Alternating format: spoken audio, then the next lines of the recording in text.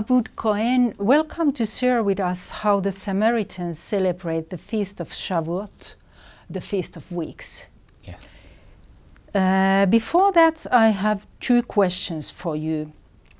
During the Passover sacrifice, you marked your forehead with the blood of the lamb. Why did you do that? I think there's two answers for your question.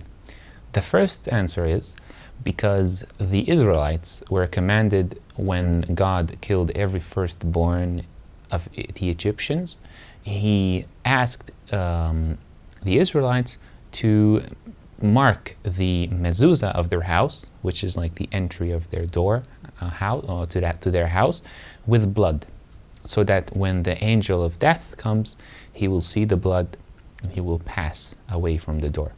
So that's the first really reason, so we remember this miracle. And the second reason is because our children will see it and they will ask, why do we do it? And they get curious. And that's how you pass the story from one generation to the next and to the next and to the next. How do you see that? What does this blood of the lamb mean to you? I see it as a way to get closer to God, and it's because it's kind of life and death, and for example, when you love something, for example, this lamb, we kept it for 14 days before it got sacrificed. In those 14 days, you develop a small relationship with this lamb that you kind of also love it because it's yours. And then when you love something and you sacrifice it, you show God, I'm giving this to you even though I love this. So this is what sacrifice really means, to get closer to God, to sacrifice something that you love in the name of God. Thank you. Let's now move on to the topic we have today. How do the Samaritans celebrate the Feast of Shavuot? To celebrate the Shavuot, we start counting, right, 50 days after the first Shabbat, after the Passover, and then the last week of those 7 Shabbats that we have to keep, we have a prayer on Sunday, a prayer on Monday, and a prayer on Tuesday, and then I would say the second longest prayer of all the Samaritan religion is always on Wednesday, and it's called the Sinai encounter, where Moses went and meditated with God for 40 days, and he didn't eat and didn't drink for 40 days, and he learned the wisdom from God, and then he took the Torah from God.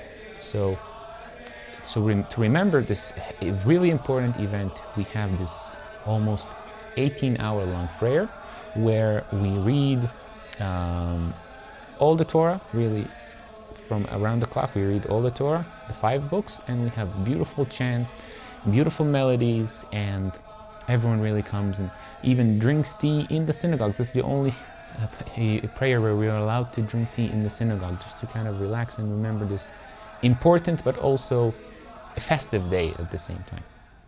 And then Saturday night, or let's say it's basically Sunday morning, we have the second pilgrimage of the year. It's called the Shavuot pilgrimage.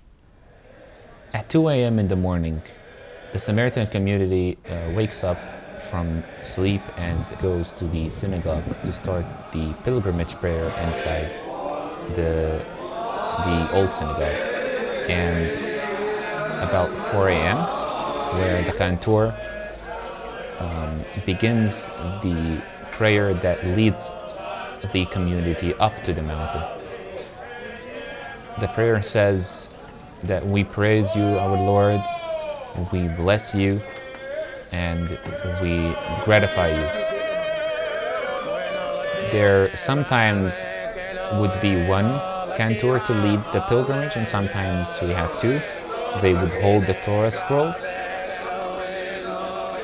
The walk begins up to the mountain, and everyone also that was not already in the synagogue would also come out to join the people that are going up. And Many people come to watch it, especially photographers to capture the beautiful scenery in the morning.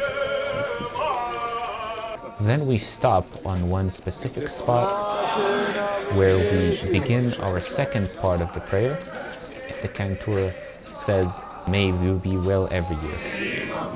And then the walk on the stairs that lead to the top of the mountain begins, where prayers like, "Forgive us and our fathers, O Lord."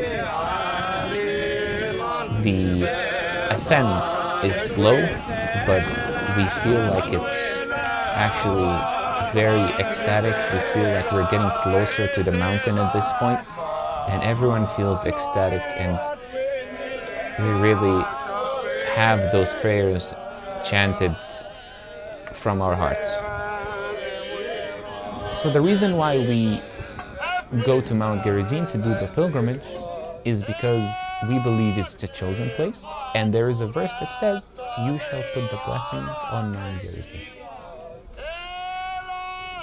We stop on our third spot, which is known to be the 12 stones, where each of the 12 tribes' names were engraved on. And then the cantor says, "May your years be blessed again." And they also read a passage that talks about, "When you shall come to Mount Gerizim, you shall build those stones which I have commanded you today on Mount Gerizim." We say that verse 5 times at least. And our next spot is in front of the foundation stone where we believe the tabernacle was built on. This is the most important spot. Usually the weather up on the mountain is cold, but that doesn't distract us from really praying our prayers. The Samaritan clothing on the pilgrimage consists of also the belt that symbolizes the pilgrimage. The cover is removed from the Torah scrolls, and the Torah scrolls are repeatedly lifted up and waved left and right, and they also go around so that people see it and get the blessings from it. The songs that we sing at this time are also asking God for blessings, for forgiveness, for wisdom, for keeping our traditions alive, for keeping our community alive, talking about the harsh days that passed onto the community and how God also saved us from many tragedies.